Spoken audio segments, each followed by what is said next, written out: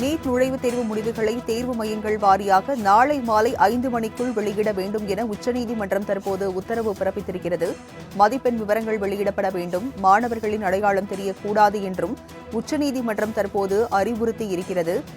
தேசிய தேர்வு முகமைக்கு உச்சநீதிமன்ற தலைமை அமர்வு இந்த உத்தரவை பிறப்பித்திருக்கிறது. அதனை அண்மை செய்தியாக நாம் பார்க்கிறோம்.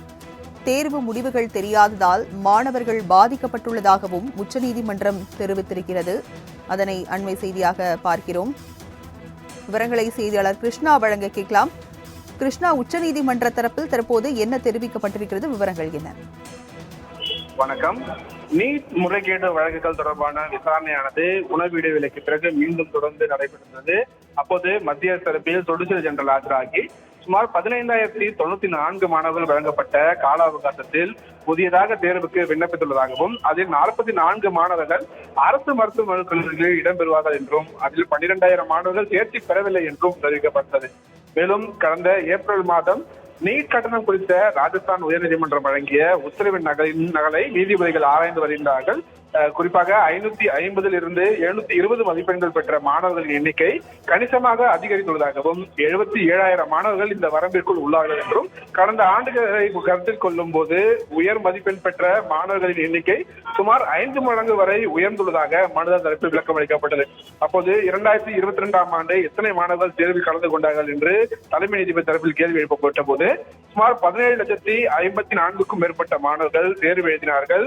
அதில் 2023இல் சுமார் 20 லட்சத்திற்கும் அதிகமான மாணவர்கள், 2024இல் 23,33,000 மாணவர்கள் தேர்வு எழுதினதாக மனுதாரர் தரப்பில் விளக்கம் அளிக்கப்பட்டது.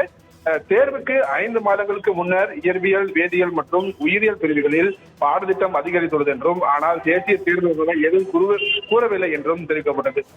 குறிப்பாக 2020 முதல் 2023ஆம் ஆண்டு வரை அதிகபட்சமாக 13% வரைதான் வருடாந்திர அதிகரிப்பு என்பது இருந்ததாகவும் ஆனால் 2024ஆம் ஆண்டு அந்த சதவீதம் 33% உள்ளதாக அவங்க தரப்பில் தெரிவிக்கப்பட்டது.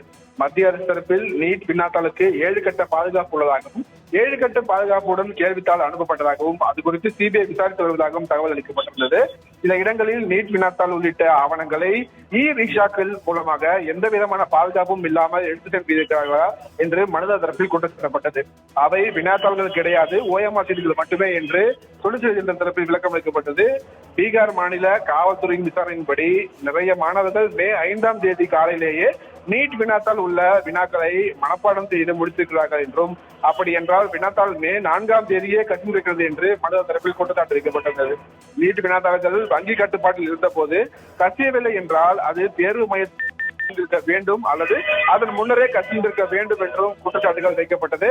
அப்போது நீதிபதிகள் வினாத்தாள்கள் மே 5ஆம் தேதி காலை கசிந்திருந்தால் அதற்கு முன்னரே அந்த வினாத்தாள்களில் உள்ளவற்றுக்கு விடை கண்டாகிவிட்டது என்றுதானே அர்த்தம் என்று அப்படியெனில் மே 4ஆம் தேதி இரவு வெளியாகியுள்ளதாக நீதிபதிகள் தரப்பில் கேள்வியானது எழுப்பப்பட்டிருந்தது. குறிப்பாக மாதங்கள் நிறைவு பெற்ற போது கவுன்சிலிங் நடைமுறைகளுக்கு 2-3 மாதங்கள் எடுத்துக்கொள்ளும் வரும் ஜூலை 24ஆம் தேதி கவுன்சிலிங் தொடங்க திட்டமிட்டிருக்கிறது என தெரிவிக்கப்பட்டது. ஆனால் அது குறித்து எந்த ஒரு கருத்தையும் கூறாத தலைமை நீதிபதி திங்கட்கிழமை வழக்கின் விசாரணை நடைபெறும் என்று மட்டும் கூறினார். நீட் நுழைவுத் தேர்வு முடிவுகளை தேர்வு மையங்கள் வாரியாக நாளை மாலை 5 மணிக்குள் வெளியிட வேண்டும் என தேசிய தேர்வு முகமைக்கு உச்சநீதிமன்றம் உத்தரவு பிறப்பித்திருக்கிறது. விவரங்களை வழங்கியதற்கு நன்றி கிருஷ்ணா.